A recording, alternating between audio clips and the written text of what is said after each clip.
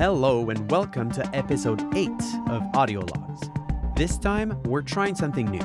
We invited the entire audio team from Double Fine to join us and talk about their latest game, Keeper. It was amazing to be in their company as we truly got to explore all the nooks and crannies of the game while also getting a solid sense of how this team works together. Tons of insights on design, tech, collaboration, and so much more. So let's get to it. Hope you enjoy.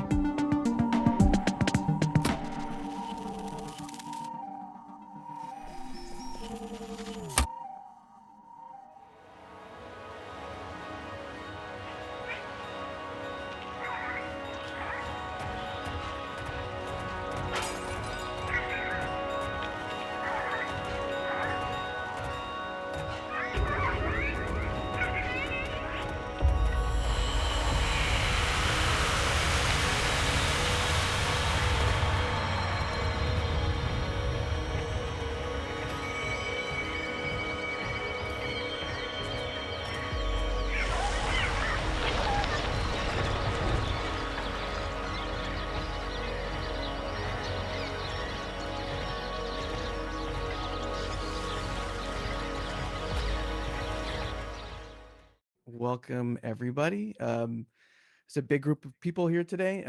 For anybody who's listening to this, only the audio, they don't see all these faces in front of me. We have the team here from Keeper at Double Fine. There's quite a few of you. We're only used to like one or two people, so this is a bit of a treat to talk to all of you about Keeper. So welcome. I guess to start it off, there's so many of you. We want to get to know every one of you. So if you can just sort of introduce yourself and say what you did on the project. Hey, sure. So I'm Kate. I'm a contractor, sound designer, worked on Keeper with Double Fine, and that's pretty much it for now. I'll keep the good Nice. stuff for later. I'm Camden Stoddard. I'm the audio director at Double Fine. I did a bunch of things on the project. I did sound design. I did some music direction with our composer, Dave Earl, but most of the time I was just managing and trying to get what the rest of the team needs so they could do amazing work, which they did. My name is Sage Moser, and I was a sound designer on Keeper, and I work at Double Fine full time. Hey, I'm Michael. I'm a contractor, sound designer as well on Keeper. And yeah, that's me. I'm Steve, and I help out with technical audio support. It's kind of me. Just helping out. Just a little bit. Right. And last we have Paul.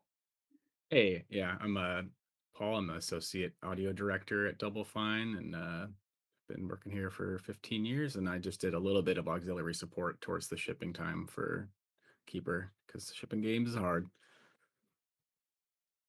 Yes, they are. They very much are. And we look forward to hearing about how hard it was to ship Keeper. Yeah. Yeah, so based on all those quick intros, I'd like to just untangle something here before we start talking about Keeper a bit more. And it's how does Double Fine make games in general? Because I know Camden talked to us a bit last time about the idea that the audio team jumps from a project to another, and that there was a lot of fluidity in regards to who does what. So could you shed a bit of light on that, Camden, maybe? Sure. Well, Double Fine is it's a hard animal to pin down because we've made games very differently over the years. And before, when we were independent, especially, the most I remember, you can correct me if I'm wrong, Paul, but the most I remember, we had 5 projects going on at once, which was a lot because we are not a big studio. We range anywhere from 80 to 100 people, depending on what point of history. The audio team has had our footprint in lots of spaces all the time. And over the years, I've kind of preferred it that way. I'd rather have this team being able to be fluid and go from one thing to the next, because generally we usually have projects that are in various states of production, and the needs and requests for audio can be very varied. every game that we do is generally different from the last one we did. So it's very important that we have a setup for the audio team to be able to pivot fast, especially considering that we have different tech needs as well on different projects, and the fact that they're sometimes coming out in different formats, it can be quite different from each other. So over the time that I've been here, the audio team has just become a very gymnastic animal. It is able to kind of go where it needs to go, and you try to have the right person for the right job at the right time. Okay. Right. Yeah. So everyone's sort of a generalist, I get from that. Well, strengths and weaknesses, but yeah, there's a lot of times where what you're going to do may be different than what you were doing previously. Right on. Okay. Okay. And just for context, we have the full audio team except for your composer David, who couldn't be here today. Yes, Okay. And that's correct. how big was the dev team on Keeper specifically? Was it like you said 80 to 100 or No, that's the company. okay, right on. So for Keeper, if I remember right, it topped out at about 37, but I think in general it was around 25. Okay. Okay, so tiny team There's a lot of considering contract support from like for different disciplines, and I don't know if those numbers like what those numbers are, but yeah, internally pretty small. okay. And how long was the game in development for? Well, again, What do you mean? it gets kind of odd. I looked up the first sound I ever made for this game, and I think it was 6 years ago. However, heavy development, I would say it's probably been 3 years. Okay. Right. Yeah. It sounds like maybe in those beginning stages, it's more of like a sort of skeleton, smaller team before it grew towards the end of the production. Does that sound about right? Yeah, there was a lot of R&D. Yeah. Yeah. The project lead, Lee Petty, I know he paired up with a few people and was doing ideas for a while, but then he was also on another project and then came back to this. So, yeah. Right. And I imagine that's a thing that happens a lot at Double Fine because, from my perspective, you're all putting out games that are so weird and so different. There must be a ton of R&D happening behind the scenes for all the weird, crazy ideas you have. So, like during Keeper, were you all working on a bunch of other different stuff on like R&D at the same time? I think it's different answers. Like Yeah. at one point, I know Paul was doing this, Samson thing where he was like holding up an entire project so that we could all work on this one and get it done. There's definitely been other projects going on that we've all kind of touched at the same time. I know when Lee was first starting out concepting for this game, I was heavily involved with Psychonauts 2. So like there's a lot of times where we are just focused and then we'll side note and go do some stuff and then come back. Right. Cool. Yeah, well, let's talk about Keeper then. I think, sometimes viewers don't necessarily have time to play the game when they listen to the podcast. So if any of you can sort of give us a sort of like high level sort of explanation, like what is Keeper, sorry. I can give you a rundown of that, and then I also suggest I don't want to talk too much. I want to make sure my team is like Mhm. able to come out, but I can tell you that the high level concept of Keeper from the beginning was like vague terms. It was a game that was supposed to be about isolation versus connection.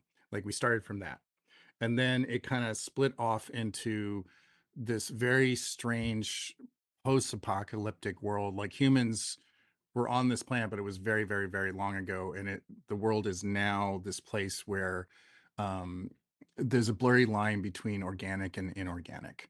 A lot of the creatures have inorganic material inside of them, which, as you can imagine, for sound, that's a strange challenge. And it tried to explore this theme of connecting with somebody, and you might have seen interviews with Lee Petty, but it came out of the pandemic, the mindset of the pandemic. He was hiking a lot and trying to find stuff to do while he was avoiding people during lockdown.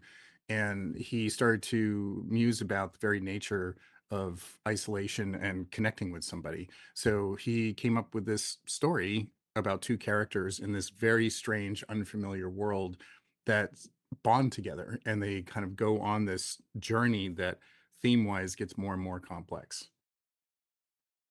Right. Uh, that the narrative is super nice. It's super beautiful. I imagine that for all designers on this project, they kind of had to be really in tune with that or really know what's going on there. It's not the kind of doesn't seem like the kind of game where you could be siloed into your own corner. Um, yeah. So yeah, like talking about designing those these aesthetics for that narrative, and like you said, there's a lot of inorganic material. Like who out of here like designed the sort of that kind of stuff? Or was it all of you? Like when it comes to the creatures, anyone can shed light on that. I can tell you again, I'll back off. I was mostly Twig. The lighthouse is kind of amalgam of a few people. It started out with me and then went in with Michael and Steve, and there's a few things about it's the way it communicates that was a few people working on it. And then you have creature design. Kate and Sage did a ton of creature design in the world. Michael did as well. Right. And I think the general context that everybody held is these were animals that don't exist anywhere, and also the properties of which they move and talk and emote is very strange because it's Yeah. two different kinds of material. Yeah, yeah. That's something that struck me right away is any kind of creature that I heard.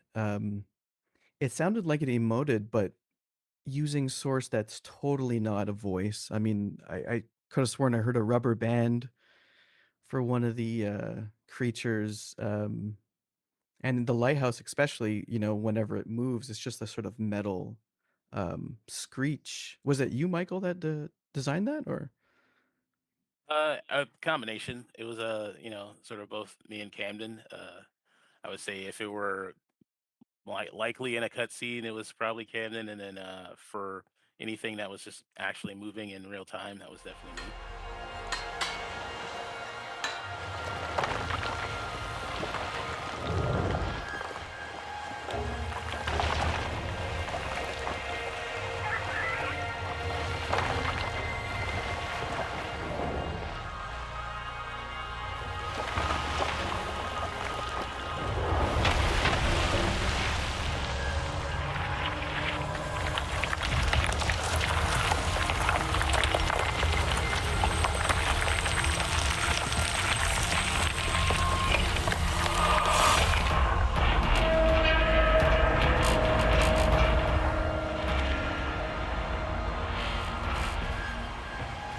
Yeah, designing that, making metal sound expressive. What went into that? Were there sort of experiments to get it to sound that way? I know at the beginning, I tried to keep the scale of that character in mind, so I was using a lot of train car sounds, and trying to put across. I talked with you all a little bit the other day about how there was a lot of focus at first between Twig and Light and the Lighthouse and how they would communicate with each other, and we just kind of found that it was very Penn and Teller that if the Lighthouse was kind of silent and then you had a really chatty bird, it kind of worked. Like their bond kind of worked because they were so different. So um, I mean, Michael, you can expand on this, but when I started, I was basically trying to find inorganic material that is huge and could be expressive from pressure. And so I found that train cars and big metal sheets and things like that, when you apply pressure, it can sound very emotive and vocal like. Yeah, right. It definitely comes across that way. Yeah. Yeah. I like the Um, contrast of going with something that's not animate or alive even and just using it to give life. And it really shows in how each of the characters, especially the lighthouse, I feel like has the biggest challenge of feeling like a lively sort of like I don't want to say happy because it's not just a happy one note character, but it seems like it's a very peppy you'd want to hang out with the lighthouse. And that's done partially through the animations and the visuals, I'm assuming, but there's also a huge part of it of just closing your eyes and listening to the interaction it has with, I forgot the name of the bird, but just when you listen to Twig. those Yeah. Yeah. twig, okay, when they interact with one another, it just feels like both characters are nice, and that's like, okay, wait, that's just metal screeching and like rocks sort of like rubbing against each other or brick. Like Yeah. that's does anyone have like a story of like Well, exploration on that, giving life well, through? Yeah. here's a way that I could relate to how it made sense for me. Mm. So if you think about, like say you're having a conversation, or like, so for me, I'm a pretty neurodivergent person, so like,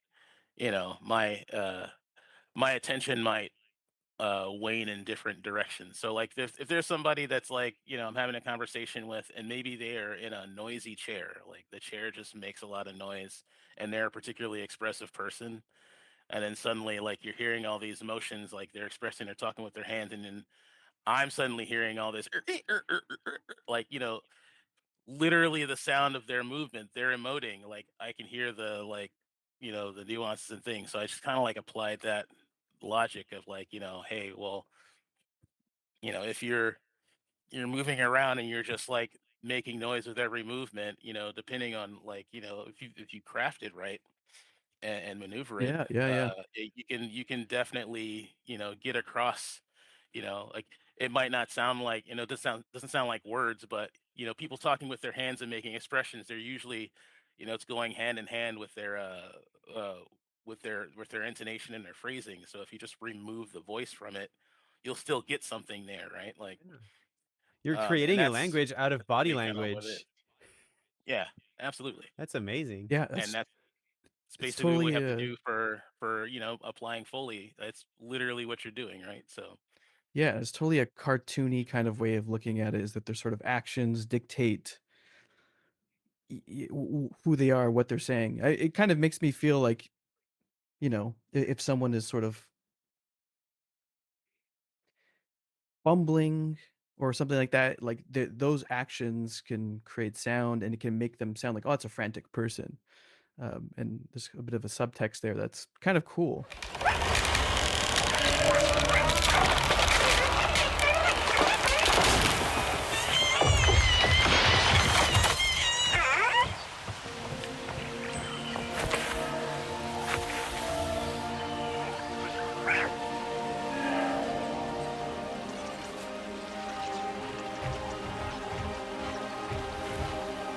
But yeah, there's a ton of other creatures other than the lighthouse. I mean, walking through the world, you just see so many, and not all of them are sort of front and center like the lighthouse or the bird.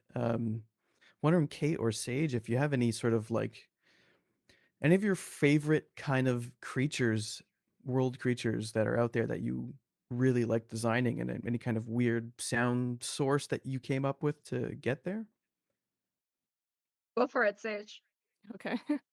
So I designed the tubers, which are like those right before you get to like the big tree in the first level. Right. Yeah, they're like the little things in the cave. I had a lot of fun designing those. I actually started designing those when I was an intern at Double Fine. And then finished like right before we were done with the game. But they're like made up of like in our library, we have a bunch of like farts and burps and slime sounds. So I wanted to use that to create them and make them like a funny, to match the animation to make them a funny little creature in the game. So Yeah, right, right. I imagine like making something super unique, pulling from source that's not what everyone is pulling from, is super important for Double Fine games, because everything is unique sounding and it doesn't sound like anything else. I'm sure you guys recorded a bunch of your own voice to sort of come across, get that across, or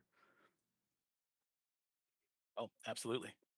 Yeah, for sure. Absolutely. yeah, Okay, so it's not yeah, well, just farts and bloops and chair sounds. It's also no, voices. Okay, good to hear. yeah. I mean, for the tubers, it wasn't my voice, but Yeah. for other creatures, yeah. yeah, and like there's a lot of creatures that are just out in the world, but I feel like also as I was playing, I turned the music slider down and I just listened to the ambiences, and I'm hearing a lot of stuff further back, kind of creatures in the distance. And was it maybe as Kate? Did you work on sort of the world audio, the ambiences for the game? Yes, I did. I worked on most of the ambience. So that was actually really fun because I remember before I joined the project, we went through like very lengthy conversations with Camden because he wanted to make sure I understand the project properly. And because it's a very unique game. So he was kind enough to share some of the useful resources with me, such as the artists, like the painters to study, or the video games to study, or movies to watch, to familiarize myself with it and internalize them. So that was the whole point of the project, to understand. So once I had that picture and once I joined the project, that's when the whole fun started, because there was a lot to be done. I remember the first time that I played Keeper, there were no sounds in the environment, not so much. And I remember I was speaking with Steve when I started, and that's another story about me and Steve working together. But I realized that how sad it is that there's nothing in that world; it's literally empty. But the trick here was for me to make sure that the as Camden mentioned, there are many organic and unorganic elements in the world. And also at the same time, it is similar to our world, but at the same time, it's different. So it was quite a challenge and a good opportunity to play around with the sounds to make sure we find the good palette, the sound palette for it. It was not These are not sounds that you can find in any library. So I had to experiment with many things, like materials, my own voice, different sound libraries, layering, so on and so forth. But the most important part was to make sure that they complement the music, and at the same time they're narrating a story, because as you probably know, the game does not have any dialogues. So it's heavily reliant on, of course, like the camera movements to show you around, but also at the same time, it's heavily reliant on sound, and of course also music and sound design, sound effects. So one of the other things that was very interesting to me, that I thought about a lot, was how to make every section different but at the same time cohesive, because of course Keeper is it's about the journey that the lighthouse goes through, and of course I don't want to spoil anything. But the journey that it goes through, it would show, like, so it would explore things. It would try to figure things out. There will be scary moments, there will be happy moments, sad moments. So it's kind of going through all those soundscapes to make sure that they're immersive, and for the player it's easy to kind of experiment that. But in but it was quite fun. I've never done anything like this before, so it was a really good challenge for me to, as a sound designer, working on the ambience, to make it minimal, but at the same time, it's going to be impactful.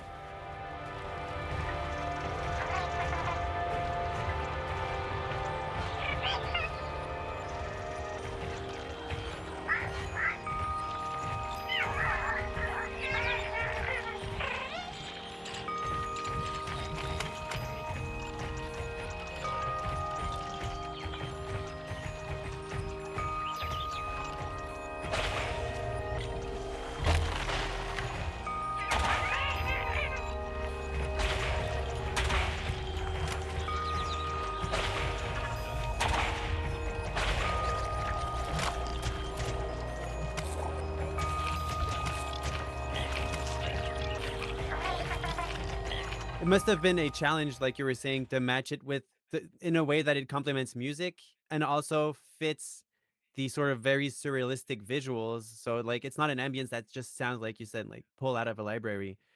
And I'm just wondering, because you also mentioned inspiration behind all of that. Like, can we talk a bit about, like, at large, how it was developing this sort of sonic identity for Keeper? Because I know the visuals, there's a lot of, I feel like, I guess we can pull references and be like, okay, well, this is very dreamy looking. This is the surrealism movement. This is another art movement that we can see watercolors and all that stuff. But translating that so it makes sense through audio sounds like it must have been like a super fun challenge that you've already hinted at in making the ambiences, but Of Yeah, course, I'll be happy to elaborate on that. yeah, Sorry, go ahead. please. yeah, I'll say that I'm very proud of Sage and Kate and Michael's work and Steve's as well, helping it place because the big um, theme we got from Lee was that the world has to sound very, very alive.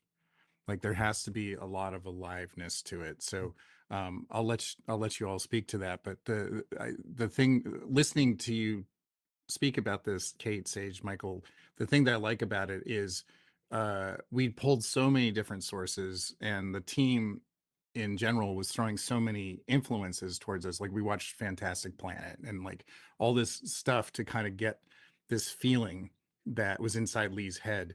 I really liked that we were just grabbing from a lot of different places because we absolutely pulled in stuff from libraries, but we were also like recording stuff from Sage's barn in Michigan, right? Like Nice. it was just like all over the place. So anyway, I just wanted to say that I think y'all did a really good job because we were given from the project lead like the way this is going to sell without dialogue is, you know, we have to have great sound, but the world just has to feel alive. You have to feel very immersed in how much it's just inhabited. Yeah. I was going to chime in really You quick and just really, say that Camden is, you know, being very humble, but I do think he did an incredible job, like having a cohesive vision for the sonic identity of this game and letting everybody do their thing and find their own voice with it. But yeah, I think Camden did a really good job of like keeping it all within this uh keeper sonic identity. And so yeah, yeah, I know, you know, Thanks, I man. don't want to make sure that right people. on. Yeah, what you're talking Thank you. about, that kind of that full lived in sonic experience, the beginning of the game, you really feel that. It's almost wild how many sounds are happening, and it's the music as well.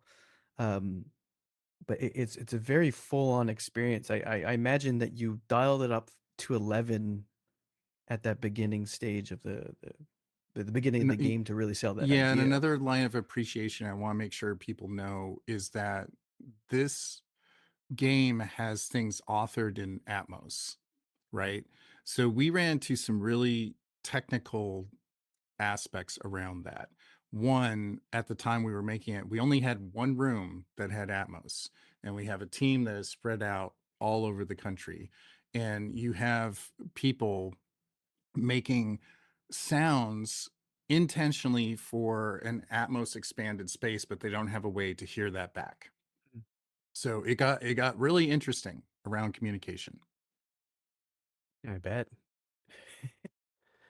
But Yeah. yeah, going back to the making the world feel alive and designing that very crazy palette of sounds, I guess, for lack of a better word. Can we shed a bit more light on some of those explorations and everything? Because I'm really curious. It sounded like nothing else that I've played before, so I'm curious Yeah, for well, anything really. specifically, because you're talking about these references that you're pulling from, and I've watched some of the videos of Lee, um, where some of these movies, I'm like, these are wild, weird movies. So, like, is there anything specific that you got from that, or is it more of like, hey, it was an inspiration to do something, to just get into a world and do something completely different? W- Like, what were you pulling from? All kinds. And you all can say if you found an example that you zeroed in on, but I think the shining moment is when we all kind of got what this world was supposed to sound like in our heads. Mm, And then we started looking for things that had hints of that. Like I remember looking at the City of Lost Children, okay. right? Yeah. I remember looking at Blade Runner. I remember looking at Fantastic Planet. At one point, I was looking at a part of Avatar because there was just so much going on. But it was less about finding the resource. It was, for me anyway, it became about finding resources that had the sound in my head going on, or at least hinting at it. Mm. And so finding these resources, one of them being, Sage's farm. What in that? What did you hear that you're like, oh, that's a cool thing for Keeper? So my family used to own a youth theater company, and we have a bunch of like old lights and spotlights and stuff. So I was thinking that I could record some sounds for the lighthouse. And I also ended up recording some ambiences that like I used in some cutscenes and stuff. Right. But yeah, just like using the fireplace and lights that were stored up in the barn to find like different squeaks helped to find like emotions with Right. the Yeah. different creatures and everything. Yeah. I guess it takes a lot of experimentation and finding sounds in the weird corners of the world that you wouldn't expect it. I think I just want to circle back because, talking about world audio, Kate, you mentioned that you worked with Steve a lot. I guess to prove out some of this kind of content, maybe Steve, if he's there. Um, yeah, I could talk a little bit about what kind of tech challenges you had with world audio and working with Kate. Uh, man, we were using new. I won't say new, but like we started using like spatial audio volumes for the first time Mm. ever. It's kind of a new thing for Double Fine to try out. Um, we also started using Unreal's world partition stuff. I think it's like newer stuff with the UE5 that they just released. So like there were just some new challenges to like overcome with just tech that we had used before. Um, yeah, I don't really know how to elaborate upon that, but it's just like we were all kind of learning as we were going. Mhm. Yeah, So yeah, yeah. yeah. On It that, was I'm just it was curious. a game. Oh, go ahead. It Go was ahead. a game too, Steve, where you just kept running up against unique technical challenges. I remember just situational. It would like present itself like, oh, well, we've just never done stuff like this. Yeah. A lot of the puzzles are you send Twig out, he lands on a thing, he does a thing, and either he completes the thing or he fails, or you call him back. You could spin a gear at various lengths to various speeds for various amounts of time. So we had to like figure out like a good enough I don't want to use the word generic, but like we had to figure out a good enough uh, global system that would cover all these different kind of puzzles without having to re-implement every single puzzle. It's really the best I can really explain that. Yeah, I mean, it makes sense for, you know, smallish team making a game like this, all these kinds of puzzles, making bespoke tech for every single one, I guess would be a bit tough. So you're pulling together some kind of like, yeah, generic tech that works for Yeah, you everything. you form a template, and then that way Yeah, you can like swap out the elements, and then it still sounds.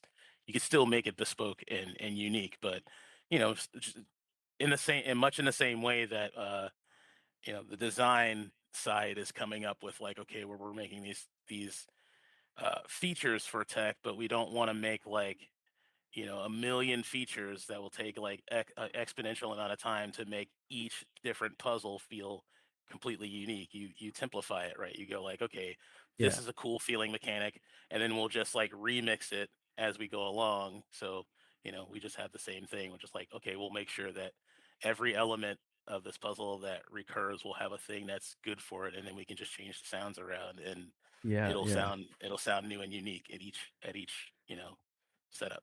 So Talking about the mechanics of this game, I feel like it's a really minimal, stripped down kind of gameplay experience if you compare it to other games. The puzzles are, I don't want to say straightforward because that sounds negative, but I don't mean it in a negative way at all. I really like that experience of it.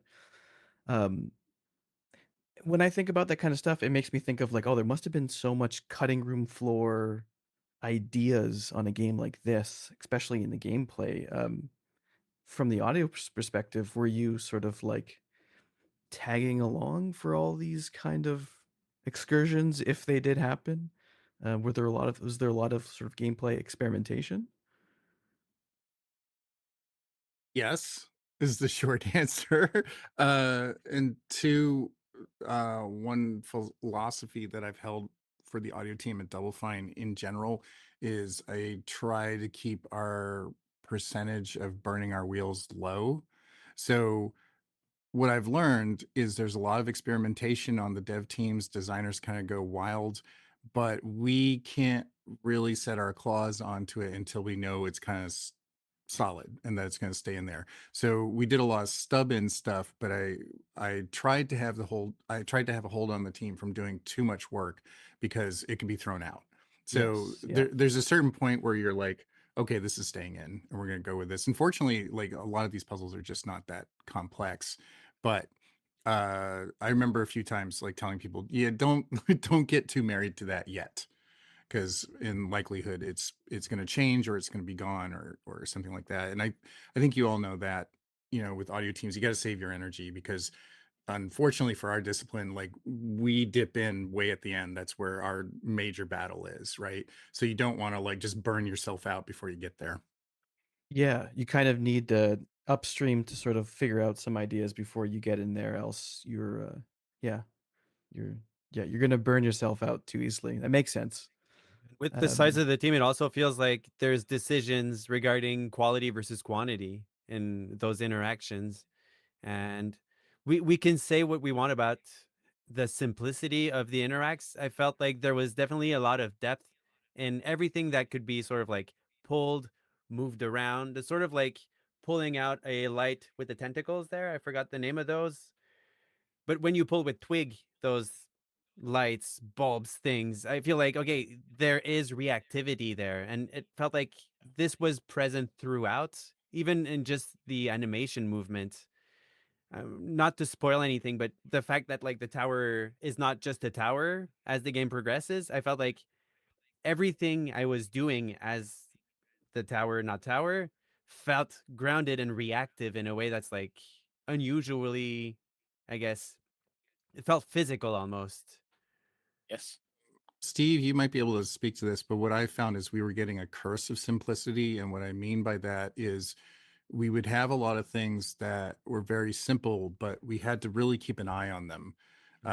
Where, like, the biggest challenge for me around the lighthouse was footsteps, Right. right. because Yeah. it's a walking sim and it becomes really monotonous really easily, right? So we had to kind of keep an eye on that. And then I remember there was a long period with Steve where we would have these simple things, but they would show up all over the world and it was hard to track them. It Right. was hard to keep track of everything that was going on. And then you would have concentrated parts like Time Town, Yeah. where all of a sudden you just had very minute things going on all the time, but they kind of needed sound, and it also became a cluster. So it just, you would have these simple things, but it would just kind of weigh on you. Like there would be so much stuff that you'd have to make sure was happening. Like the big grandiose cutscenes and huge moments of narrative and stuff. Sure, that is a lot of work. But with this game too, I found that the simplicity, the small little details of the world, that was the thing that was like we had to kind of keep on top of.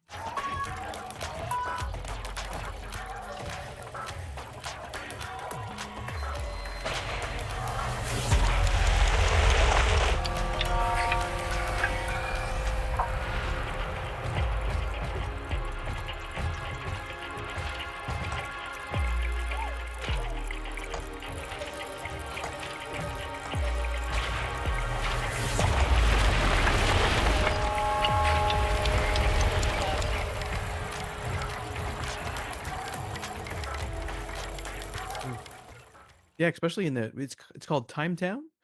That's where Yeah. you're shifting between time, both day and night, and I think future past or something like that.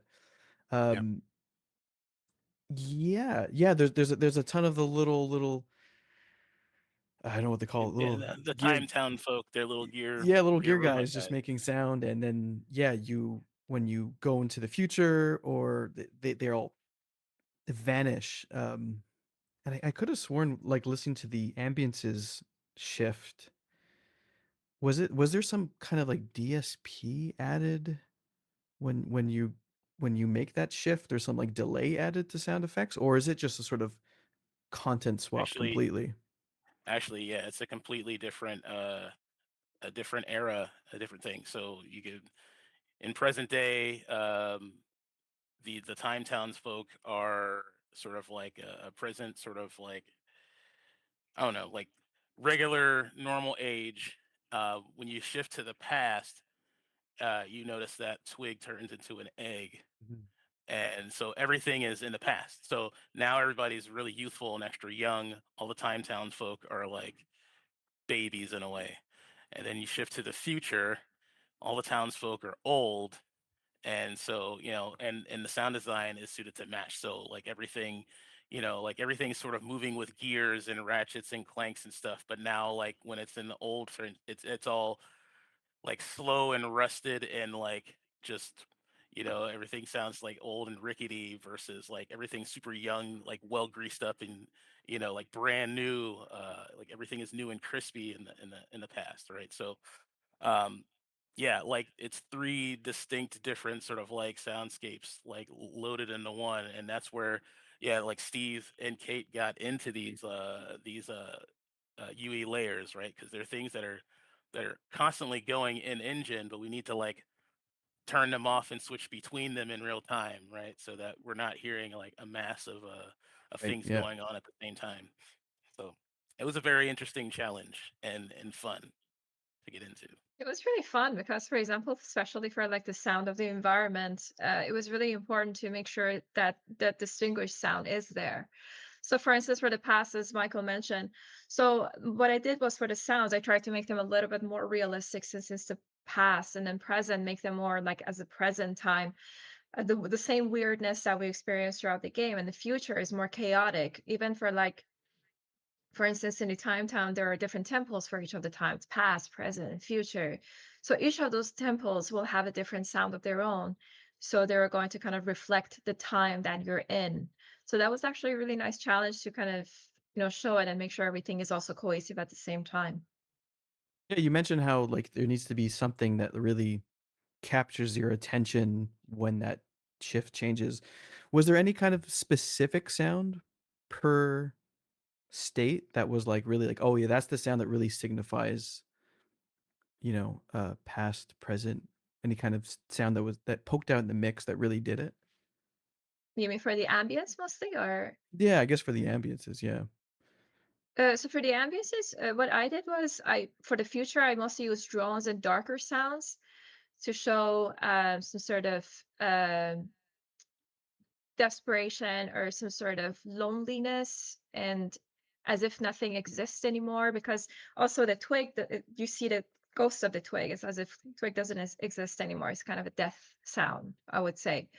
But for the present, I use a similar burst that I use throughout the throughout that act particular Right. area, but I used lots of modulators and filters for the sounds. For example, you could hear a regular bird sound, but it has so many layers of. So, for example, I use like 6 or 7 plugins to some extent to change the sounds of the birds that you hear in the environment, just to make sure they're what you're looking for that particular time.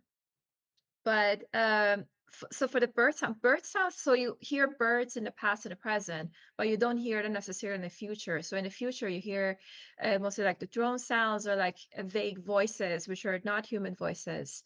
That would distinguish the times. Right. Yeah. That's super cool. Yeah, Um, this game ran on mood, and I'll give props to Kate and Sage and Steve, keeping track of all of that, because it is kind of important when you are in a different state in various parts of the game. Time Town's a really good example between past, present, and future, but you have to make sure the player is getting hit with these different moods, and in order to do that, there's kind of a lot of different subtle changes that happen in the background. How is it split? I'm wondering because it feels like each zones or areas or locales in the game has like a very distinct vibe and I guess way everything is handled in there. And I'm just wondering, like, was it split on being like, okay, Michael, you're owning Time Town. Kate, there's a bit more work on I guess the boat, the first section in boat. I don't know the name of it, but was it split that way, or was it always everyone working together on the same sort of like section of the It was game, a being little like Time Town's receiving polish, everyone's in it? it was a little bit of both. Okay. Like as we started getting into the throes of it, sure, at one point it was sort of everybody sort of had like little spots that they were focusing on. But then as we started drilling in and some areas some areas are way bigger than others, and like say Mhm. we've all spent a ton of time in the first area, but now like say like a lot of art and stuff is coming on in like our second act or whatever. So then, at a point, Camden was all like, okay, Michael, you're on Time Town, Sage, you're on boat, uh, Kate's on environment, so Kate's pretty much everywhere. Kate's like, okay, uh, Kate was on each individual one, and she was bringing she was bringing that area to life, like Right. absolutely. And then like me, Sage, we were going into to zones to make sure like all the specific like gameplay and interactions and things that like the lighthouse or twig does in that specific area like make the most sense and sound cohesive and go together. Like that was kind of the way the team was split up. Or like Steve would go in at first and just make sure that like all the crazy changes in tech or like the creature like the player turns into this and like all of the gameplay elements completely change. So what is that even going to technically be? And then he'd go in and like get all that stood up and set like, oh, okay, well I guess we're maybe going to try to do this, Yeah, and then we can go in and follow suit, right? So following yeah. up on that, I'm just wondering because it feels like there is an extreme amount of care that's been put in all of the facets of the experience in the game. How did you guys achieve that level of like cohesion around everything? Because it's not every day that we see a game where the control scheme sort of stays the same, but what you do completely changes from going to being a lighthouse to being like a floaty lighthouse with the pollen stuff, then being a horse stuff near the end, and like all those things. Because the gameplay changes as well. I feel like the section when you're just the light spinning, it becomes like a very action heavy game and it's fast and the music goes like electric guitars like shredding and everything, and I was just like, even if these things sound disparate, they all sound cohesive with one another. So I'm just wondering, like, how did you guys communicate to make sure everything would gel together that well? Well, we communicated with each other as a team quite often, but also you had another layer of communication around the rest of the team and the project lead, especially. Like Lee is very, very good at holding a very consistent context and communicating it super well. And we would meet with everybody often. Right. So there was a lot of discussion among designers around other programmers like Steve. I got to give big props to Steve because he's not only dealing with a world that just changes on a dime, but he is also um, kind of making sure we're taken care of, because there's a lot of places where we would jump in, but we didn't know technically how to do it. Or like we would run into a mistake or we would do something wrong and like we wouldn't be able to extricate ourselves. And Steve was very, very good about watching all of this and like being able to like keep us in line technically.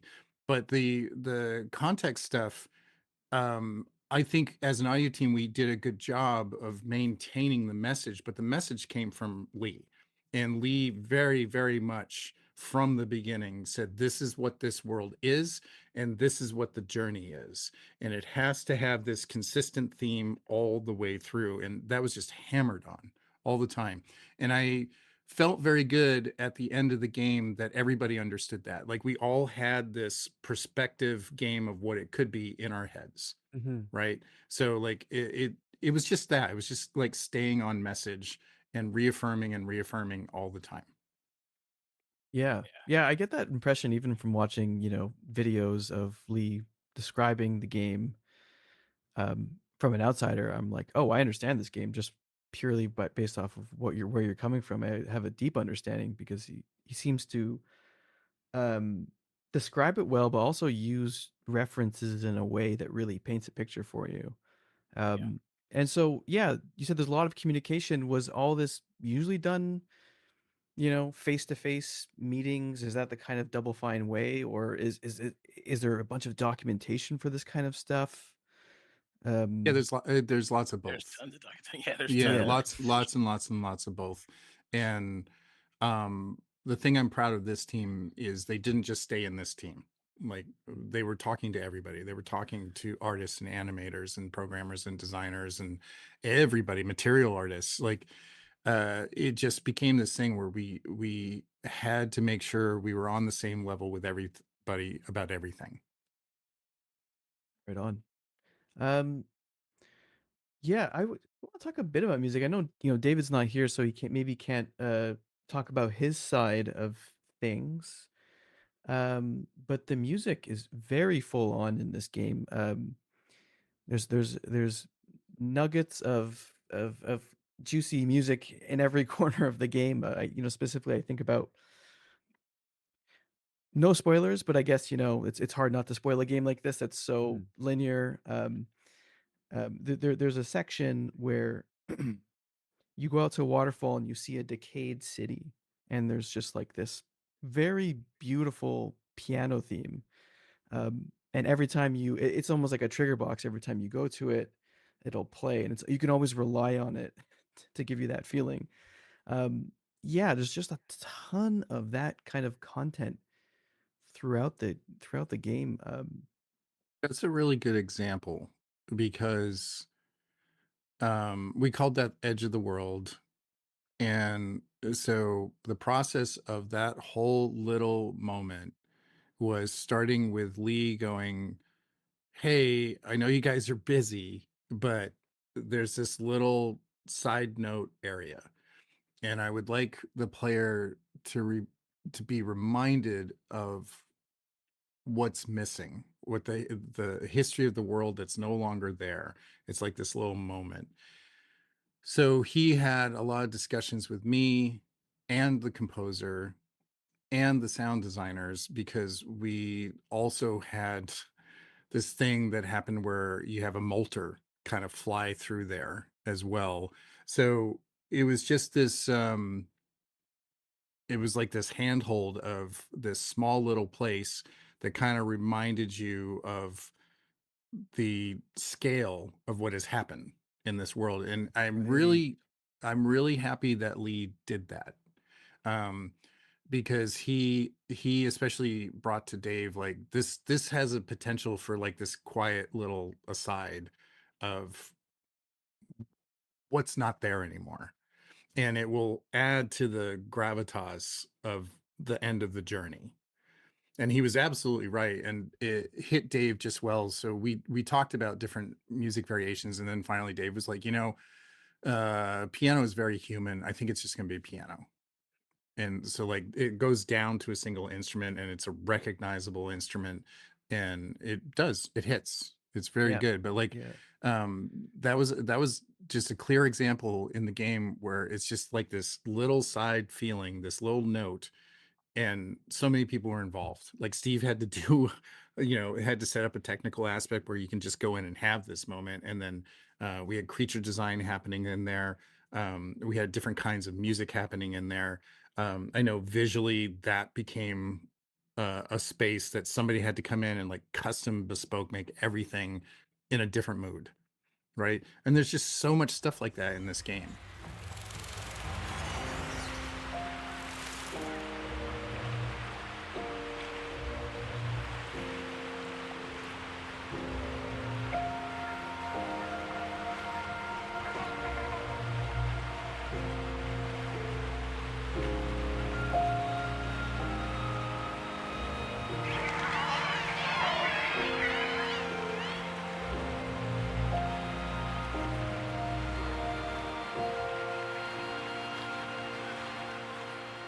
That moment's great because, well, the moment where you're edge of the world moment is because it really made me feel like, oh, I should look at everything this way. Like the world is providing me with information. It's telling me a story. Just looking at that city. And it also made me think of like music and kind of what you were getting at before is that it's providing the subtext that maybe you can't necessarily get with other areas of audio. Ambiences and sound design, they provide you with what you see and maybe a bit of a lived in world, but that music can provide you with a subtext of what you don't see and then the sort of narrative behind the scenes. And that kind of makes me want to kind of making me think about themes for this because what I really like about Keeper is that the themes are not just super front and center; they're kind of open for interpretation. And I imagine with music, there's a lot of fun to be had with that. The different directions you can go with it. You know, Dave is not here to speak about it, but in terms of thematic material in that way, yeah, how did music sort of balance that line between accompanying what's going on, but also trying to actually tell the thematic story that's happening in the subtext? Well, in general, music is like the heaviest emotional punch you can give sound wise. However, what I like working with Dave about is Dave is a very open composer. So if we hit on something that is working, he tends to just send me everything. He'll send me his reverb tracks, right? He'll split out everything. Like, um, I've had games in the past where I think it was Headlander. He sent me one song, but he sent me like 67 tracks and was just like, mix it how you want, like use it however you want, which is really great. It was a little different in this game because he was like sending ADM files, right? So we didn't split them out so much. It was all Atmos process, but it did get into interesting areas where Kate would be working environmental and they would have to have discussions about key and like the whole Yeah. context of how music and environment are working together. Yeah. Camden, actually, me and him went to the same school for audio, and Dave was an instructor there. Right. And so, he'd always wanted to work in. He's always been an amazing composer, and so, we just have known him for a long time, and I think that it's just really provided an incredibly unique relationship around collaboration for music in ways that I think most composers and game studios don't really get to have. It's just hard to trust somebody with your stems like that, and I think it just really opens up a lot of unique stuff for us here. And so I just wanted to call out, like, yeah, we have a very special Yeah. relationship with Dave, and I feel like it's really cool. Especially when you have the composer who's in-house, because I feel like it's very common to have them external and, you know, they're coming in to sort of, you know, provide you with a service, but Mhm. having them internal, they're going through that same sort of struggle and of shipping the game as you are, and so they're probably way more willing to sort of just abandon those stems. Here's my reverb stem. Do whatever you want with it. Actually, it's like, Um, well, so yeah, I think if he actually is not internal, like he's not a full-time employee, so like he is contracted for projects, right, but which I right, think right. is what makes it so unique, because I think when usually in a contracted relationship with a composer, it isn't that you don't get that kind of intimacy with collaboration and that trust. So I think, and not because anyone's got bad intentions, but I think it just takes time to build that stuff. Uh, but yeah, he feels like he's part of the team because the collaboration is just that close. But I just wanted to make that distinction that he is not like our in-house composer necessarily. Yeah, right. Yeah, but it And sounds like yeah. Go for it, Ken. you bring up a really good point too, Paul, because especially towards the end of that project, everybody just had to trust everybody else. Like there were certain points where uh with Kate and how she was going to approach this certain, huge cathedral like place and bring that feeling. I think we all reached a point where we were like, well, Kate knows how this game has to feel. Mhm. And we're just gonna go with it. I know for a fact everybody trusted Steve's hands. Like like we all knew like there's some crazy stuff going on, but Steve's here. We can make it happen. So technically it's gonna be okay. And then Dave was the same way. Like the whole feel of this game was so emotional. Like you couldn't do it without trust. You couldn't have it be made the way it was made without this feeling of trust among all the collaborators. And I think that's what comes through in the game. I was telling one of the Microsoft people, I don't remember which one, it was a PR team person, but I was like, I think this game is embedded with what everybody was feeling during the lockdown.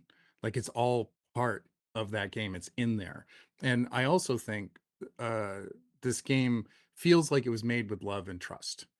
It really comes through. And I really loved where this team was at the end of this game because um we didn't have as much time as we thought we were going to have. So it did become kind of this pressure race to get everything going. And at one point, I remember I just had to kind of go more hands off than I'm used to doing and just going, it's going to be okay. Like Steve is solid. He knows what he's doing. Kate's solid. Michael and Sage are like killing it. They're absolutely solid. So like, um, it became important, and the thing that Paul is highlighting around Dave's relationship with us and how it's kind of blossomed into this big thing of trust is absolutely true. And I think it's part of what happens with Double Fine is the players feel it when they Mhm. play our games. They can feel like the stuff that we went through with each other. Yeah. Yeah, right on. Sounds like the Double Fine games and like you guys from Double Fine basically have this trust in that the player will also understand, and they don't need the sort of signposting that we oftentimes I feel see in some more like, I don't want to say abstract because it's not abstract, but less like clear sort of narratives. Because again, lots of themes in Keeper, zero words. There is a use of music that sort of follows where you are, gives you a vibe depending of where you are in the story and in the world. That's super impressive and super fun. Again, because it shakes things up. But ultimately, I feel like it's all those parts coming together, the sort of like bespoke camera angle that is controlled, scripted, the emotes of every character, just the density, the life of everything, the music. It just feels like everything together. If I mean, okay, to put it back, if one of those pillars didn't work, I don't think the experience would be the same. But having everything together, I don't know, there is something impressive over there. And it's like, it resonates with what you're saying about trust. So, yeah. Yeah, you have to trust your team, period. Speaking to music, I will say that this is a very intentional symphony because I remember Dave talking about it. He set it up like a meal. And if you go all the way through this game and you get to the end, there's a musical part and a narrative moment. Like it just lands and it's huge. And you can tell the whole game has been building towards it. Right. Mhm. So I love being involved with with a game where at the end, like the players just like gobsmacked because it's all intentional, Right. this feeling that you have at the very end. And I think Dave musically, it's some of the best work he's ever done because the very last part of this game musically is astonishing. It's very, very, very amazing. Mhm. Yeah. I mean, honestly, I feel like every beat felt like that. And in this kind of game, it feels like everything is so in lockstep because it's a very linear experience. And like was dancing with the camera angle. I mean, it's such an author game. Maybe I'm just gonna say that it's just an authored game.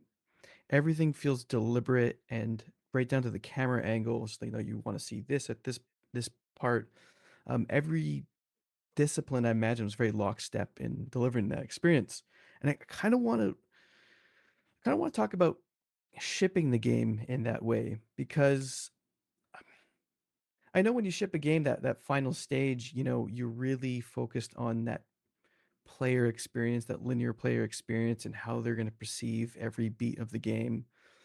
Um yeah, how did you break down that kind of final pass, that final shipping moment? Did you really take it beat by beat as a collective to sort of prove it out? Not prove it out, to sort of polish it, I guess. Anybody speak up, whoever. The way I remember this is we skipped around a lot between the first three acts. Um, the first act was very solid because it's where we started, but then we kind of had to go around and skip in between a lot of work on the major three acts. The fourth part was really kind of left right until the very end. Not because it was just being worked on, but it's just such a hard mood to land. We kind of had to wait for it to be cooked Mhm. right? Right. That's the way I remember it. I don't know Mm. if you all have different experience remembering that. Yeah, no, that sounds about right. By the time that we were at the stage of like, okay, let's bring it all together. Like we have all done plenty of our different sections of focus on things, and then that was more or less when we were then drilled into like, okay, like water, the boat area or water area, that's Sage's domain. I'm working on like uh the sort of like the end zone and end parts. Like we were sort of laser focusing and just making sure that like we were taking care of like every crack and crevice of these parts of the world to seal in all the seams and just make sure that it's like super solid. Because I think narratively we'd already done our job, and we've solidified our beat to beat from beginning to end. Now we just wanted to make sure that there were like no cracks and no Mm. and no holes and no shadows, right? And like Yeah, yeah. Well, I and guess then you and then you we actually had time to polish it. It was crazy. It was good. yeah. So I mean that sounds like a good production. I know a lot of games that I've experienced and games that I've heard of. A lot of that beat to beat sort of experience comes into sort of fruition at the end. But actually, this sounds like Keeper is maybe a bit of the opposite. Maybe that was thought about so much from the beginning that by the end, it was very well known yeah. Well, what I mean, how it's the these same beats are story gonna as any. happen. Yeah, Yeah, yeah. It was mostly well known, but there were still surprises. Like there was still art that was showing up within like classic. a week of our lockdown, going like, oh, here's like a ton of animations I never knew existed. Uh-oh, right? But also, I think there's just the wealth of experience and skill in the team. Like I also have like a 20-year background in working in games and working at work for hire studios, so I'm used to like having to shift gears like frantically. So I'm just like, oh, okay, this is the thing. Just gonna Yeah, adjust it. that last minute Um, turn to like, okay, we're doing yeah. this So now. Yeah, yeah, like thankfully, like having some of those like experience tricks up my sleeve, it was just easy to sort of like let it blend in and not get anyone panicked over anything, right? So, and I think everybody else was like doing really well at like handling shifts and changes, because yeah, nope, nobody was really sweating, That's which was impressive. awesome. Yeah. So we Fe- were all getting it Yeah, done. I lay a big part of that at Paul's feet. Yeah. Uh, Paul's also being humble, like saying that he came in and he did, some last minute contents and whatever. But the reason why we weren't sweating so much is because we didn't have to worry about the other project. Mm. And that's because Paul was like holding it for us. So that Absolutely. because we had that buffer, we were able to go in and do a lot of the things that we wanted to do. I also think part of it is that Lee Petty is one of the best project leads I've seen, and he has a skill and a talent that I don't see in a lot of leads, which is he knows what to cut. Okay. And he's really good at it, and he's really dispassionate about it, which is, man, that's hard to do. Like, because you don't want to let go of anything, but he's really good at going, nope, that's gone, that's got to go, like making really really hard decisions. Um, I remember just getting to a point at the end where Steve was just like, lots to do, got lots to do, just let me rock at it. And I was like, okay. So he like went for it. And then Kate and Sage and Michael became like these soldiers who just went in and scoured the game and right. looked for everything, which allowed me to think about the ending.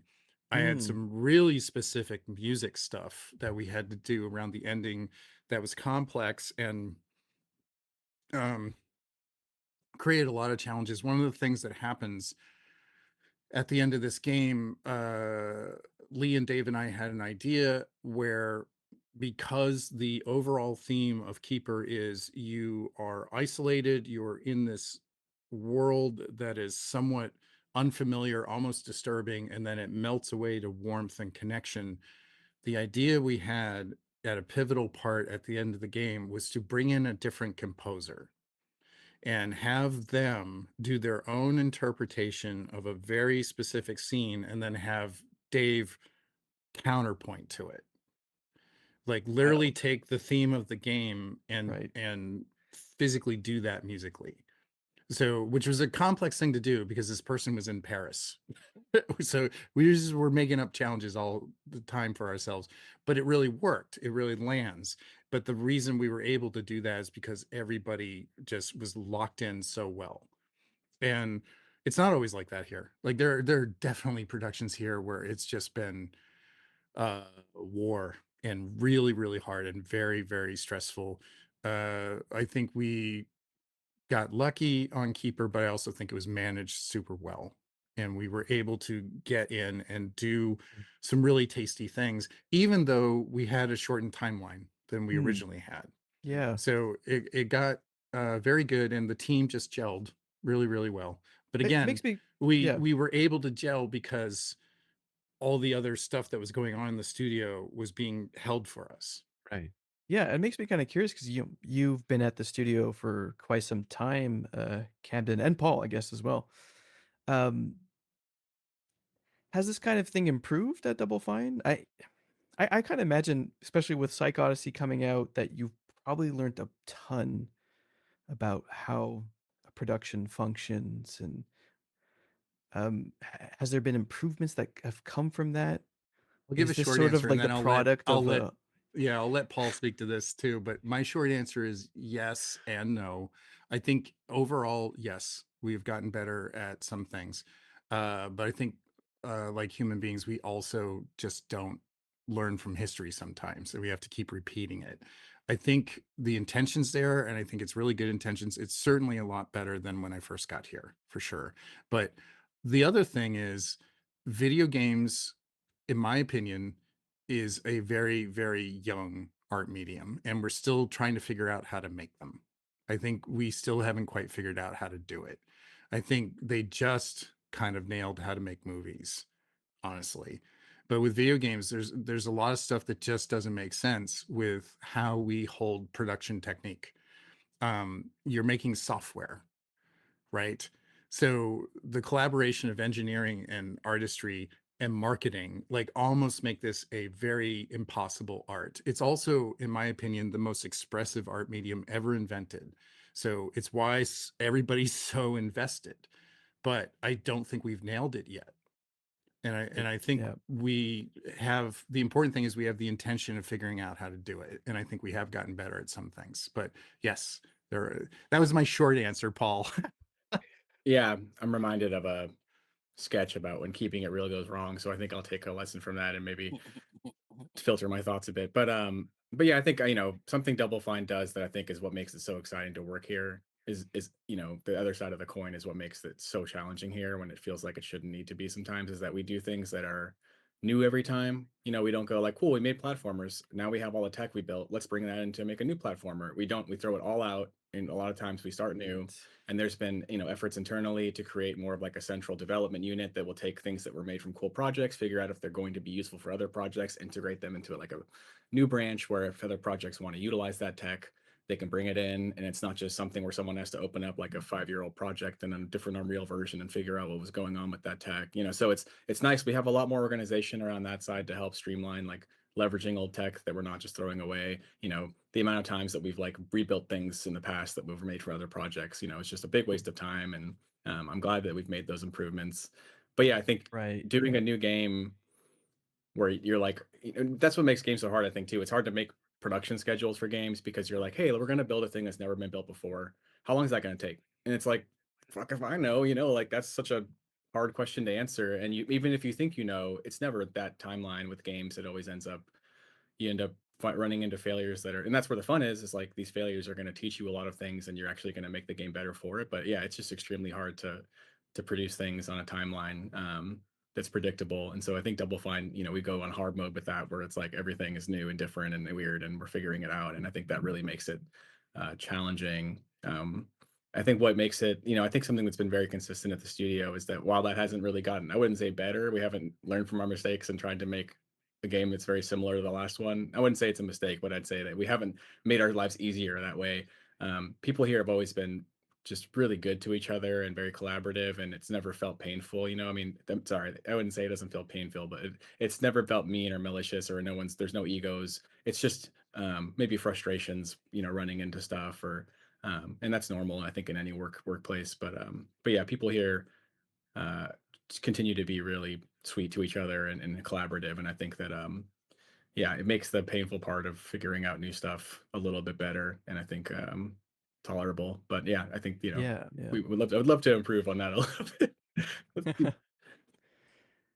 Thing Yeah. also that I noticed on Keeper was that this was a very different makeup for the audio team. And one of the things that I enjoyed was that Steve, Paul, and I are all veterans. We have been in Double Fine for a very long time, and we've been working on Double Fine stuff for a very long time. And then you have Kate, Sage, and Michael, who are just coming in, and this is kind of their first big go around with how we do this. So it was very good to see how they were reacting, like how they felt, and what they were giving me for feedback. And I don't want to put words in your mouth, but I think it went well. And I was kind of determined to have you not feel the same war wounds that the other three had felt. So I don't know. What did you think? How'd it go for you? I hope it was good. I mean, it's easily the best experience of my 20 plus year career. 100%. Um, All right, I'll take that. yeah, this was an experience that I that I'd always dreamed and hoped and thought that like working in games was going to provide. So like finally finding it here was awesome. It was like a dream come true that I didn't realize was just a dream. So yeah. 100%, I agree.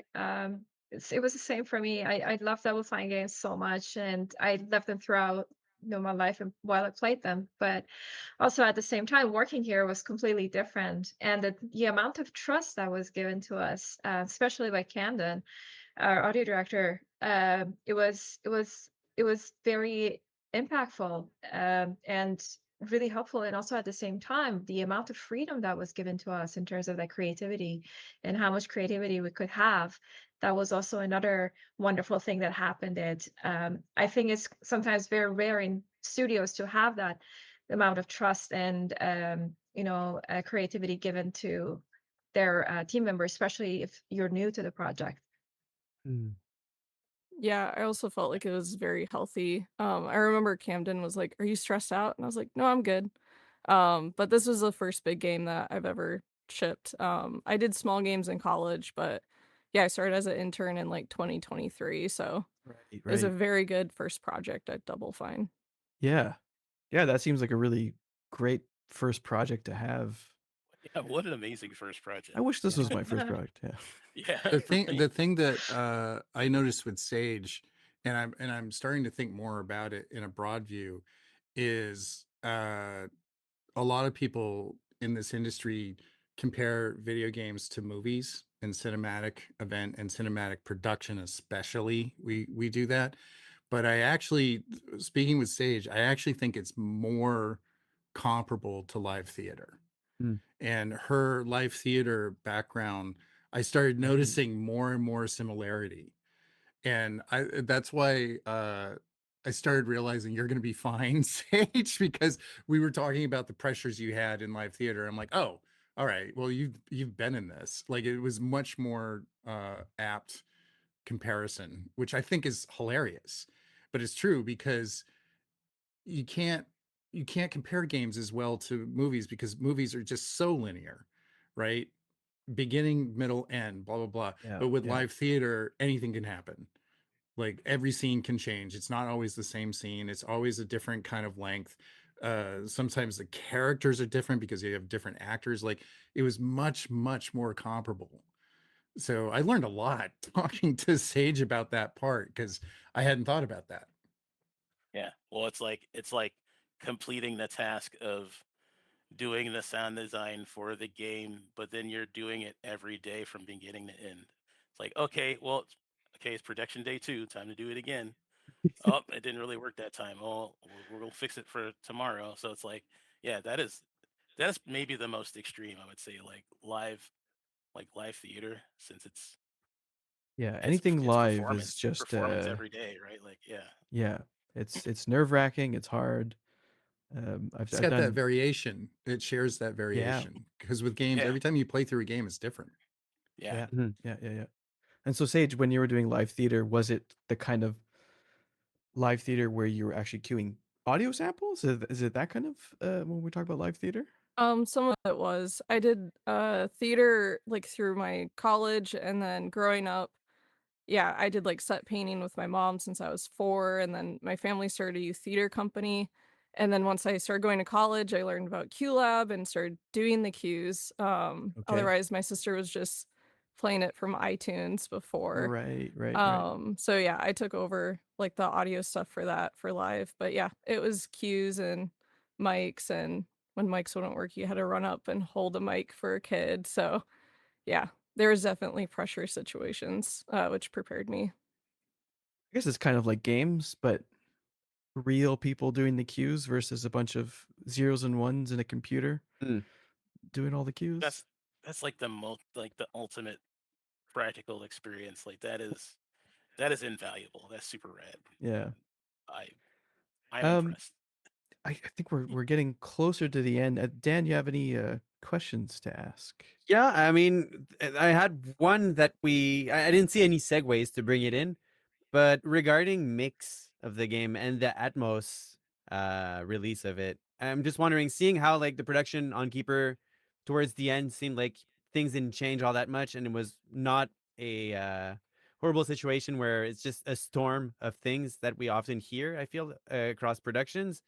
Did this give you enough time to have like a mixing phase? Yes. Short answer is yes. Okay. Uh, Also, mixing this game, like the application of mix, in my opinion, at Double Fine is still kind of natal. Like Mhm. eventually, I want to have everybody at a place where we're all referencing. We can all reference, 5171 Atmos, whatever, like no matter what, we can just switch out. But as of right now, we don't have that. We only have one room that can go all the way up to Atmos. Mhm. We have various setups that are stereo 5.1. I can't remember if 7.1 drops in, but like that was also an advantage as well because I could talk to different people who had different reference points, Right. right? But we did have section, and again, props to Steve. Steve flew down. We went through and mixed out the game, and he was invaluable because he was like the stalwart technical person who had to deal with stuff as it came up through mix. And the mix on this game is super super important. Like Mm. there's a lot of things that you have to hear, and you have to hear it the right way. Yeah. And I'll give another shout out to you, Steve. One of the things that I'm really really happy about, and Michael, you said this to me and I was like, my heart leapt. We have a feature where you can switch it to mono.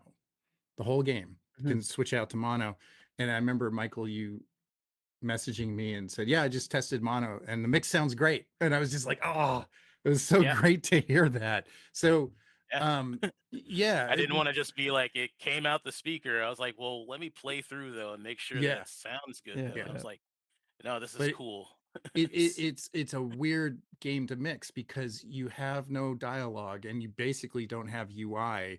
So you just have a whole bunch of elements in this world that are just wild. Mhm. And you have to figure out what had to be brought forth. And that was a painstaking process that I did with everybody, but especially with Steve, where we came down and we just attacked each part of the game and thought about, okay, what is the narrative prominence Mhm. at this point? And we had to yeah, really think about the user point of view. If you're coming into this, you know, unheard, what is it that we want that person to experience, right? Mhm. And the reason why I strove for Atmos is, I really think we have to start pushing ourselves technically on playback. I think that, not everybody has an Atmos system, but I wanted to make sure that it exists, that we start having that value, that we start putting across this uh, appreciation of what audio can do in its fullest. Mhm. Right. I need to make sure that the other departments, that's so important. The other departments have to know the value of audio. And I do think, especially through the hard work of myself and Paul over the years in the studio, our mantra was basically like, make the studio the audio team. Have Mm. them understand, like animators and programmers, have them start understanding the value of what audio is. Because the thing that I've realized, I'm sorry I'm going off on this, but I'm really All passionate good. about it. Yeah. When I first got here, I realized that everybody except us is a visual art, right? Even programming. Yeah. Like everything they do relies on eyes, and not all of them, especially when we first came here, a lot of them weren't even listening to the games, right? Because it's just not their perspective. It's not how they work. They are working visually. So we've tried very hard over the years to introduce, this is how audio can help you. This is what great sound is. These are the techniques of sound. Like I've explained flanging and compression and reverb to programmers, to designers, to concept artists, so that they understand the tools that are going into this valuable thing that can help their art. And I've had several artists tell me, like, once you added the sound into this cutscene, it looked different, right? And I Right. really needed them to get to that point, which I think Double Fine has. I think they do understand the value, which is great. But man, it is really hard to put across the feeling of audio to somebody who doesn't work in it. Yeah. Yeah, Yeah. because it's more abstract or something that's felt than can actually be, I guess, logical and made sense of. Yeah, a lot of times when I am doing my work, I close my eyes. Yeah. And for an artist, that's like, you don't do that. For So, sure. yeah. It's the kind of thing where it's like, to show an artist what you mean through audio, you kind of have to show them sometimes. And by showing that means work, it's kind of harder to sort of concept what audio will do for you, like, No, easily. it's not. What I've discovered is it's not. It's not. What Paul and I started doing that hadn't been done is you just start sending them examples Right, team right. wide. You start going, hey, we're working on this. Here's a bit of audio for you, so that they listen. You give them these tidbits. I did at one point. I was doing stuff where I was choosing different people in the studio, and I was making a theme song for them. I came up with this thing where I was like, okay, I'm going to do a minute theme song for every person in the studio. I didn't finish because I just didn't have time, but the response was crazy. Like I started realizing, like, music's super personal. People just like own it. And then, like, if you send them different aspects, like if they've done an animation, or they've done I've done this with Levi. Actually, he did some concept art, and I sent him some sound that I just made up for it. Like, they latch onto that. It's not that hard. You just have to keep sharing it. You have to keep Yeah, showing them, right. like, what it Yeah. does. Yeah, Yeah. yeah. The beauty of how we knew we were on track easily is just, whenever we were doing like a play session or playthrough of a level, just to experience all the work that's going on, and then you just see everyone chiming in chat going like, wow, this place is alive now. Like it sounds so alive. Like there's so much organic things going on. And it's like, things that everybody was like, oh wow, this is amazing before, but like it literally gives everybody, yes, they're looking at it now for the first time again. Like it's giving them a whole new perspective, right? Because Yeah, yeah. yeah, because a change in audio like that third that major sense kicking in, it just changes everything. So it's really easy to show them. And yeah, I often would do like anything that I added in, even as a minute thing, I just shoot over a clip and be like, hey, check this out. And then people be like, whoa, that's amazing. I was like, yes. Nice. Yeah, Fortunately, yeah. there's a bad part, which is now that they're so keyed into audio, if the audio is not working correctly, we hear about it really fast. like because it can be super irritating or something's wrong or there's something that's not working right. We will hear about it very quickly. Well, that's a good Yeah. thing. I think it's a good It thing, is. It, Yeah. but yeah, It it's is. super great. but usually you're like, I know, It I is. know. I guess for visual bugs, it's easy to sort of just like look over it. But if there's something that's really aggressive in the audio, that's clearly a bug, it's visceral. It hurts you to listen to it, so you feel like you need to bring it up. That's I Yeah, guess I've it told kind of I've makes told the team sense. this Yeah. a few times, but like I tell them it's a very good sign if the team or the player is playing the game and they just assume that's what the world is. Like you don't really hear from them. Right. They're just Yeah. like, "Oh yeah, of course it's like this." Right? Which to me I try to sell as, well, that's why audio is so important. It's immediately immersive, and as soon as they find something that is a mistake or it's not working correctly, it just jarringly pulls them out. So Right. I've been trying to teach them, like, that is the power of audio. Like Yeah. it to me, it's part of this art medium that immerses you in the world the fastest.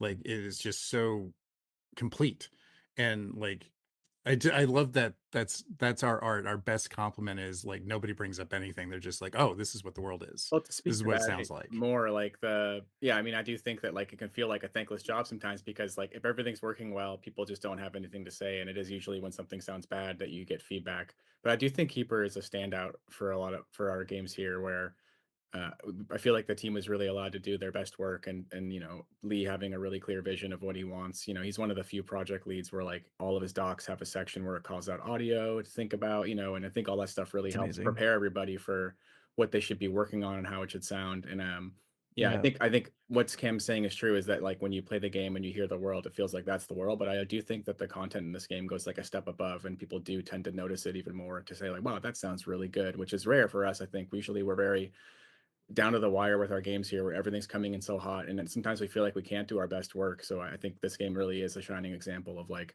you can have both. You can have everyone notice it and think it sounds good and feel Mm. immersive. So I hope we can continue that trend going forward. That sounds great. Yeah. And I think that's a pretty good note to sort of start wrapping things up on. Yeah. This is Yeah, the if bit, you I want guess, to. where we typically have our final question. That's, I guess, a bit of a roundtable today since we have so many guests.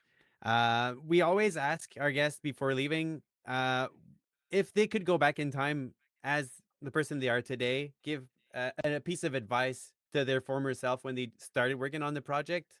What would that be? I'm not gonna pick anyone to go first. Like whoever wants to go first can just no pressure. Uh, I know what I would say. It's just like, dude, get hyped because it's even better than what you thought it was gonna be. Like it's dope. Like this is awesome. It was a great experience. I got no notes. Yeah. Amazing. Hype is important. Yeah. You need it. For me, I would say go for it full in right away. Because at the start, I was kind of I wasn't quite sure like what sound palette to have, so on and so forth. But as it progressed, I realized that no, it can be done.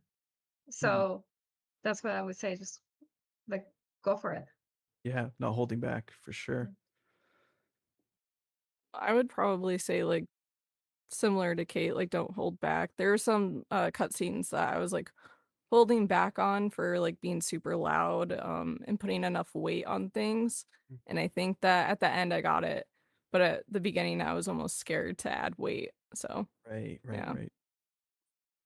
Yeah, I can agree with that. I'll tag on to that right. part. I definitely, I finally had a moment of being pushed uh to to go beyond and go extra big, right? And that was an amazing thing, and it felt amazing at the end. So yeah, I'm super super proud of the growth that happened on this project. So Nice. And that's the Yeah. best thing to hear. It's contagious. I can't ask myself what I would do on this project in the past because I only came on it at the end. So True, I can yeah. definitely, I mean, I maybe it's, I don't know if it's useful, but I can just give some general advice to people maybe starting out or Sure. starting on a project, it's never too early to get ahead of things.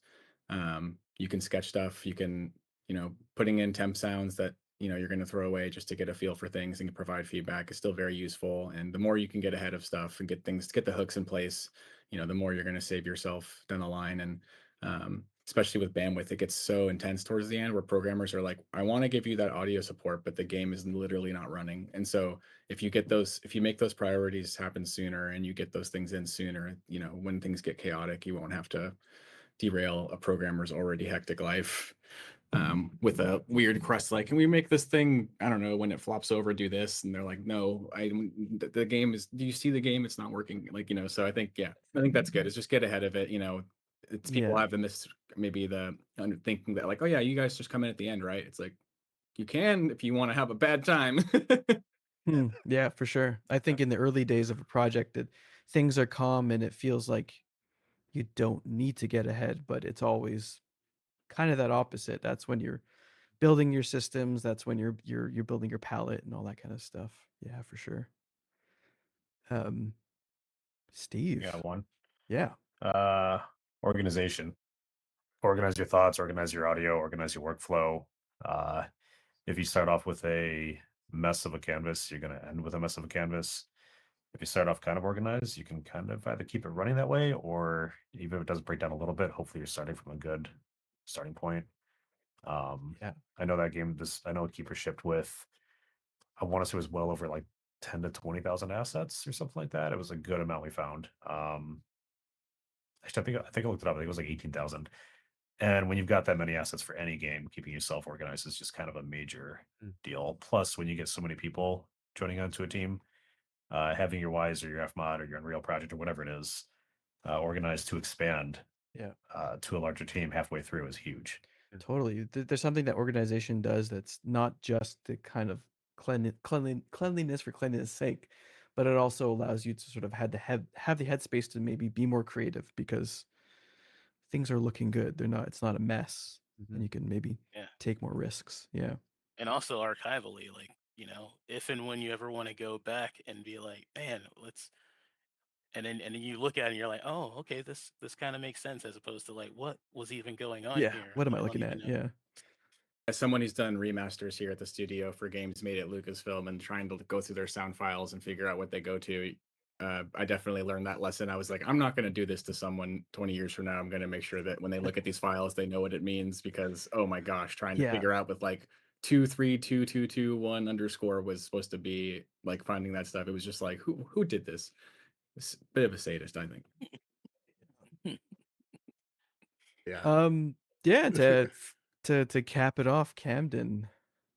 What you got? I usually what I usually say, which don't doubt yourself, like just be okay with it. Like I get a lot of grandiose ideas around art and stuff, and I'm like, I'm not gonna make anything special or whatever. So like I have to kind of let that go. And then the other thing is uh I'm realizing more and more as I progress in my career or I manage other people, I just have to step out of the way. And it's hard because I want to make everything. I want to make everything. Like there's so many things there's so many sounds in this game that I wanted to possess and go through the process of making them. And um so I think I told myself the right thing, which is you're going to have to trust everybody and just let it go. But it was still hard. Yeah. Like there's always that thing with no matter what, if you're an artist, you have to let other artists work. So I think that's the thing that I always tell myself, and I'm trying to get better at it. But I don't know. I was a little sad because like this is a high point in career, and I don't know how much more of that's going to be happening. So like I really loved going through the process, but I didn't want it to end because I know like everything ends, right? So I guess I would go back and tell myself like, that's okay. Mm. Like that's fine. That's a good part of the process that you should actually welcome. And I think if you do hold that, then you wind up creating things that are really balanced and really great. Yeah. Yeah, it's a beautiful, beautiful note to end on. Yeah. Thanks so much for that. Great. If there's anything else, bring it up. Otherwise, thank you so much for spending your time with us here today. Thanks so much. Thank you. It's Yeah, amazing. thank you for the Thank you. opportunity. This was Thank awesome. you. Yeah.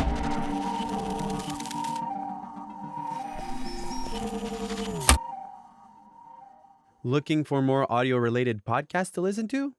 We're part of the Audio Podcast Alliance, featuring a handpicked selection of the very best podcast about sound. Be sure to hear the latest episodes from our friends in the community at audiopodcast.org.